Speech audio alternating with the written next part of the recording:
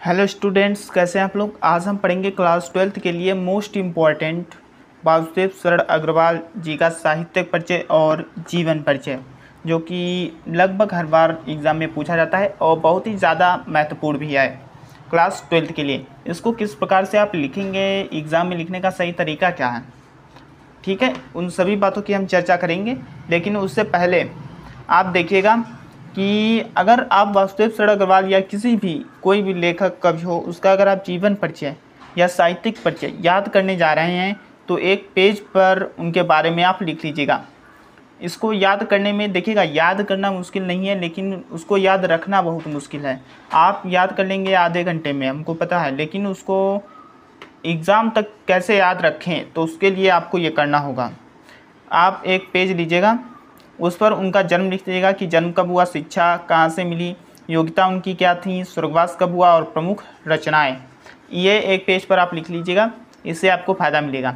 तो यहाँ पे हमने वासुदेव शरण अग्रवाल जी के बारे में लिख लिया है। देखिएगा, इनका जन्म सन 1904 में काशी में हुआ था। कहाँ हुआ था? काशी में। शिक्षा, काशी हिंदू विश्वविद्यालय से इन्होंने शिक्षा ग्रहण की। योग्यताएं क्या थी? बीए, एमए, पीएचडी तथा डीलेट की उपाधि इन्होंने ग्रहण की थी। स्वर्गवास की अगर हम बात करते हैं, सन 1967 ईस्वी में इनका स्वर्गवास हो गया था। प्रमुख रचनाएं इनकी पृथ्वीपुत्र, कल्पलता, कला और संस्कृति। पृथ्वीपुत्र, कल्पलता, कला और संस्कृति। किसी भी लेखक या कवि का आप अगर साहित्यिक परिचय, जीवन परिचय याद करते हैं तो उसमें महत्वपूर्ण हो जाता है कि उनकी रचनाएं आप जरूर तैयार कीजिएगा, क्योंकि इससे ऑब्जेक्टिव प्रश्न भी बन जाते हैं। वासुदेव शरण अग्रवाल का जन्म कब हुआ? 1904 में। कहाँ हुआ? काशी में। शिक्षा कहाँ से ग्रहण की? काशी हिंदू विश्वविद्यालय से। इनकी योग्यता क्या थी?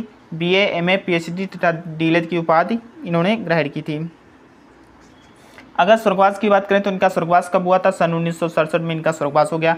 जन्म हुआ 1904 में और 1967 में इनका स्वर्गवास हो गया।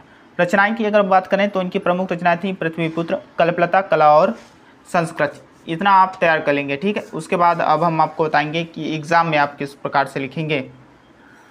तो देखिएगा, सबसे पहले आप हेडिंग डालेंगे वासुदेव शरण अग्रवाल ऊपर।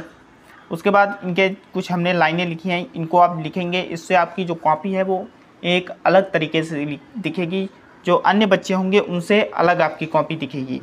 तो इससे आपको नंबर और अच्छे मिलेंगे, ठीक है।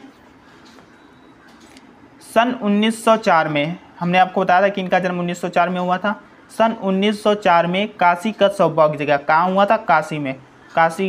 काशी में इनका जन्म हुआ था सन 1904 में। वही यहाँ पे लिखा है, सन 1904 में काशी का सौभाग्य जगह, वैश्य परिवार में सब आए, वासुदेव शरण दुर्भाग्य भगा।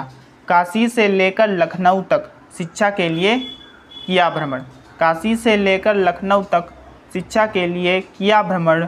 एमए, पीएचडी की उपाधि के लिए किया बहुत संघर्ष। हमने भी आपको बताया था कि एमए, पीएचडी, डीएलएड की इन्होंने उपाधि ग्रहण की थी। तो एक बार फिर से रिपीट करते हैं। सन 1904 में काशी का सौभाग्य जगह, वैश्य परिवार में जब आए, वासुदेव शरण दुर्भाग्य भगा। काशी से लेकर लखनऊ तक शिक्षा के लिए किया भ्रमण। एमए, पीएचडी की उपाधि के लिए किया बहुत संघर्ष। इसको आप अगर 5-6 बार पढ़ेंगे तो आपको याद हो जाएगा। उसके बाद आप लिखेंगे जीवन परिचय। जीवन परिचय सबसे पहले आप हेडिंग डालेंगे ब्लैक पेन से। देखिएगा, हमने यहाँ पे रेड पेन से लिखा है, लेकिन आपको रेड पेन से नहीं लिखना है, आप सिर्फ ब्लैक और ब्लू पेन से लिखेंगे। ब्लैक पेन से हेडिंग डालेंगे आप जीवन परिचय, और उसके नीचे हेडिंग डालेंगे जन्म स्थान, किनका जन्म कब और कहाँ हुआ। हेडिंग डालकर लिखेंगे आप, इनका जन्म 1904 में काशी के संपन्न अग्रवाल परिवार में हुआ था। हम आपको बता चुके हैं कि 1904 में काशी में इनका जन्म हुआ था। तो सन 1904 में काशी में इनका जन्म हुआ था, संपन्न अग्रवाल परिवार में। प्रारंभिक शिक्षा की बात करें तो प्रारंभिक शिक्षा काशी में इनकी हुई थी। अगर हम उच्च शिक्षा की बात करें तो उच्च शिक्षा के लिए काशी हिंदू विश्वविद्यालय तथा बाद में लखनऊ विश्वविद्यालय में हुई। इनकी उच्च शिक्षा जो थी, पहले इन्होंने काशी हिंदू विश्वविद्यालय तथा बाद में लखनऊ विश्वविद्यालय में हुई। देखिएगा, हमने ऊपर जो आपको लाइनें भी पढ़ाई थी वो भी देखिएगा यहाँ पे। काशी से लेकर लखनऊ तक शिक्षा के लिए किया भ्रमण, मतलब पहले काशी हिंदू विश्वविद्यालय और बाद में लखनऊ विश्वविद्यालय में। यहाँ से भी आप याद कर सकते हैं। अगर हम इनकी योग्यताओं की बात करें तो बीए, एमए, पीएचडी तथा डीएलएड इन्होंने किया था। हम आपको इस पेज पे भी बता चुके हैं और ऊपर भी हम आपको बता चुके हैं जो लाइनें याद करवाई थी। अगर हम स्वर्गवास की बात करें तो इनका स्वर्गवास सन 1967 ईस्वी में इनका स्वर्गवास हो गया था। तो इस तरीके से जीवन परिचय 5 मिनट में आपको याद हो जाएगा। और वैसे जीवन परिचय याद करने की ज़रूरत नहीं है, आप इस पेज को सामने रख लेंगे, आपको याद हो जाएगा। अब देखते हैं हम साहित्यिक परिचय। ठीक है,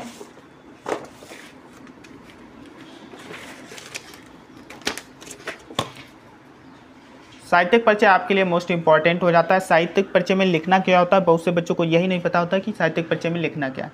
तो साहित्यिक परिचय में जो लेखक या कवि होता है उसके साहित्य से संबंधित बातों को लिखना होता है। जैसे उसने रचनाएं जो की हैं उसमें उसे कौन सी कठिनाइयाँ मिली या उसने कौन कौन सी रचनाएं निकाली, ठीक है, और कहाँ से निकाली, इन सभी बातों का जिक्र, मतलब साहित्य से संबंधित उनकी बातों का उल्लेख करना होता है यहाँ पर। तो साहित्यिक परिचय देख लेते हैं। आप हेडिंग डालेंगे साहित्यिक परिचय। डॉक्टर वासुदेव शरण अग्रवाल लखनऊ और मथुरा के पुरातत्व संग्रहालय में निरीक्षक, केंद्रीय पुरातत्व विभाग के संचालक और संग्रहालय दिल्ली के अध्यक्ष रहे। ठीक है, डॉक्टर वासुदेव शरण अग्रवाल लखनऊ और मथुरा के पुरातत्व संग्रहालय में निरीक्षक, केंद्रीय पुरातत्व विभाग के संचालक और संग्रहालय दिल्ली के अध्यक्ष रहे। ठीक है, कुछ काल तक वे काशी हिंदू विश्वविद्यालय में इंडोलॉजी विभाग के अध्यक्ष भी रहे। मतलब कुछ समय तक ये मतलब काशी हिंदू विश्वविद्यालय में इंडोलॉजी विभाग के अध्यक्ष पद पर भी इन्होंने काम किया। डॉक्टर वासुदेव शरण अग्रवाल ने मुख्य रूप से पुरातत्व को ही अपना विषय बनाया। ठीक है, डॉक्टर वासुदेव शरण अग्रवाल ने मुख्य रूप से पुरातत्व को ही अपना विषय बनाया। इन्होंने प्रागैतिहासिक, वैदिक तथा पौराणिक साहित्य के मार्ग का उद्घाटन किया। इन्होंने प्रागैतिहासिक, वैदिक तथा पौराणिक साहित्य के मार्ग का उद्घाटन किया और अपनी रचनाओं में संस्कृत और प्राचीन भारतीय इतिहास का प्रामाणिक रूप प्रस्तुत किया। इसमें ध्यान क्या रखेंगे आप देखिएगा, हमने कुछ चीज़ें हैं जो ब्लैक पेन से लिखी हैं। क्या चीज़ें, जैसे केंद्रीय पुरातत्व विभाग के संचालक ये रहे, उसको हमने ब्लैक पेन से लिख दिया। इंडोलॉजी विभाग के अध्यक्ष रहे, उसको ब्लैक पेन से लिख दिया। इन्होंने प्रागैतिहासिक, वैदिक तथा पौराणिक साहित्य के मार्ग का उद्घाटन किया, उसको ब्लैक पेन से लिख दिया। संस्कृत और प्राचीन मतलब भाषाओं के नाम आए, हमने उसको ब्लैक पेन से लिख दिया। तो ये बातें आपको ध्यान रखनी होंगी कि मतलब हमको कॉपी को एक अच्छी कॉपी कैसे बनाना है। लिखते तो सभी हैं, लेकिन एक अलग तरीके से जब आप लिखेंगे तभी आपको पूरे नंबर मिलेंगे। प्रमुख कृतियाँ देख लेते हैं। निबंध संग्रह इनके थे पृथ्वीपुत्र, कल्पलता, कला और संस्कृत। पृथ्वीपुत्र, कल्पलता, कला और संस्कृत। पृथ्वीपुत्र, कल्पलता, कला और संस्कृत, कल्पवृक्ष। इनका शोध था पाणिनि काल भारत। इनका एक शोध था पाणिनि काल भारत। अगर हम संपादन की बात करें तो जायसीकृत पद्मावत की संजीवनी व्याख्या। संपादन जायसीकृत पद्मावत की संजीवनी व्याख्या। एक बार हम फिर से देख लेते हैं कि किस प्रकार से आप इसको लिखेंगे।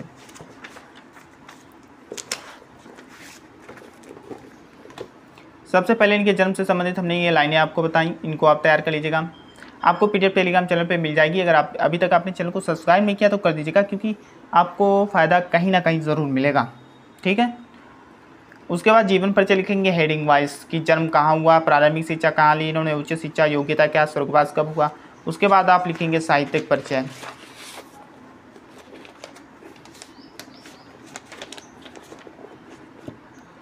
तो उसके बाद साहित्यिक परिचय, और साहित्यिक परिचय में ध्यान रखेंगे कि कुछ चीज़ें हैं वो आप ब्लैक पेन से लिखेंगे। उसके बाद आप रचनाएं लिखेंगे। रचनाएं कहें, कृतियाँ कहें, एक ही बात होती है, और रचनाओं को ध्यानपूर्वक याद कीजिएगा।